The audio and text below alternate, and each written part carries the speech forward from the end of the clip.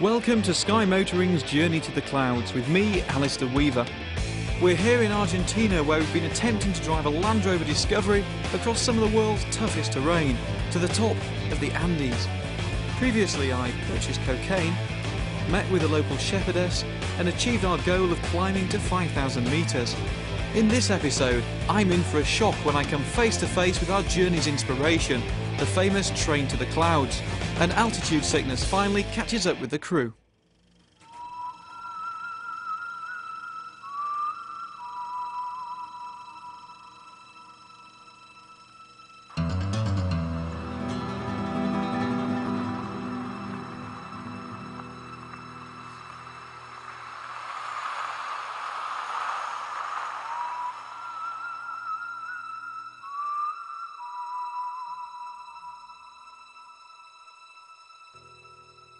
San Antonio de los Cobras has always been a sleepy mining community that links Argentina with the silver-rich Bolivia to the north. They still mine borax here today, but the pits are 6 to 8 hours drive away, so the miners spend 20 days underground and 10 days back here.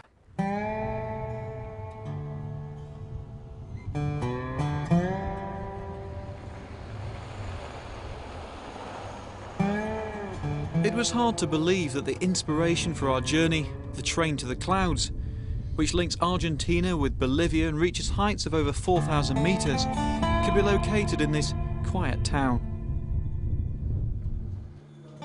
Still, finding the station wasn't too difficult, but we did have a nasty surprise in store. And so, having driven for 3 days and over 400 kilometres to find the Train to the Clouds, we discover that it's shut. Apparently nobody's seen a train in San Antonio de los Cobras for 3.5 years. But if there's no train on the track, then there's room for a Land Rover. Handles like it's on rails, this car.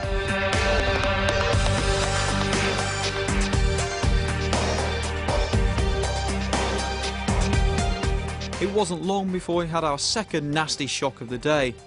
At these heights there's a serious risk of altitude sickness, and our crew was not immune.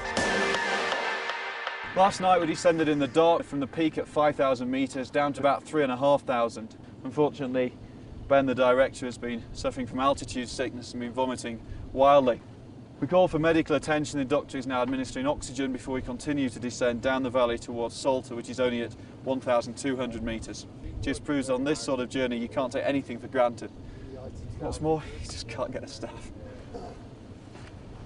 Obviously we'll face acute mountain syndrome here, and I gave him now some drugs to get a quick recovery, and the next procedure will be that we go down to 2,000 meters altitude, and then he will be quite fit again.